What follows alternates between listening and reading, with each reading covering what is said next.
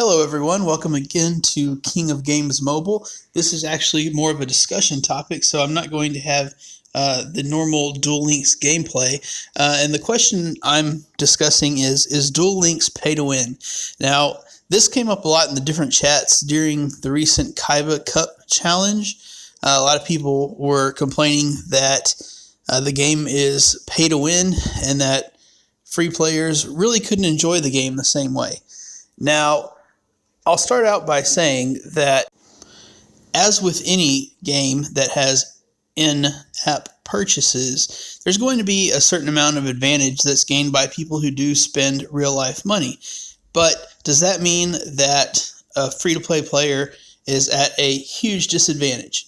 Well, let's look at some of the most popular decks of the current meta. Let's start by talking about Cyber Angels. Cyber Angels is one of the more powerful decks that are being used in the Kaiba Cup challenge. Now, if you look at the average Cyber Angel deck, most of the cards that are core to the archetype can only be obtained through grinding the Alexis character in the GX mode. So, taking that into consideration, one can't really buy their way into the Cyber Angels deck. The next most common deck that I've been seeing is the Ancient Gear deck. Now, Ancient Gear is another deck that you can't just buy into. You have to grind the Dr. Crowler character. Now, Crowler was an event character only, but now that they have put him or her, I was never sure which exactly, but they've put that character in the gate now in GX, so you can farm her that way. But it still requires a time investment. You can't just buy your way into this deck either. A third deck that I saw a lot of was Gladiator Beasts. Now, unlike the other two decks mentioned previously, Glad Beasts could be bought out of one box. So this deck is something that you might call a pay-to-win deck. However, many of the free-to-play players are very economical with the use of the free in-game gems that they're awarded. This being the case, I did see some people in the chat who claimed to be free-to-play saying that they were able to buy the box out enough just with the free in-game gem rewards. So this deck is not necessarily pay to win, but I would say that it leans that direction because you could just buy the deck without grinding.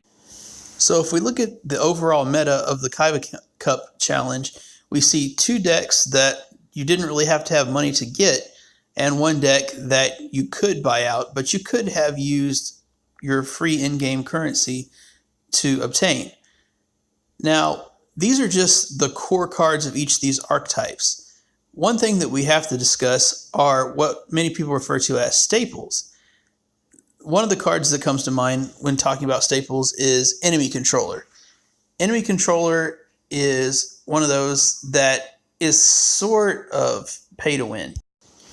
But again, you could get it by farming Kaiba or by exchanging some of the, I believe, super rare tickets that you can get from playing player versus player seasons.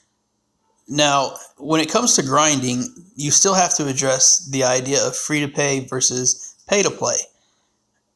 While it's true that you can grind with free-to-pay cards, there's sort of a steeper learning curve for the free-to-play because they don't necessarily have all the cards necessary to run the most efficient farming decks. So if you're not running the most efficient farming deck, that means that it's going to cost you more keys.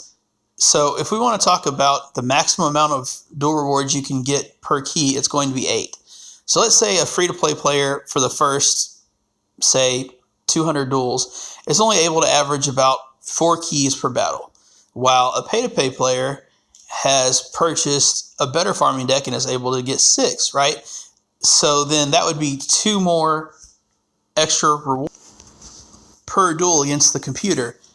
So over the course of, say, 200 duels, that means that the pay-to-play player will have 400 more chances to obtain whatever cards you're trying to farm, which means that they will get their staples faster, and so they'll be able to compete more quickly, and the player versus player rise to higher ranks, which will be equivalent to getting more of the exchange tickets. So there is certainly an advantage that the pay-to-play people are going to have. Overall, though, considering that many of the best decks require event cards, which means that you have to farm, and the game is pretty generous right now with free in-game gems as long as you spend them wisely, I would have to say that free-to-play players, they still can have a good time in Duel Links, but the pay-to-play have a definite advantage, which is probably what you thought too. But please leave any comments, whether you agree or disagree, or have other nuanced points in the comments, and I'll respond to them. And that's about all we have for this discussion. Thanks for joining us again at King of Games Mobile, and until next time, have a good one.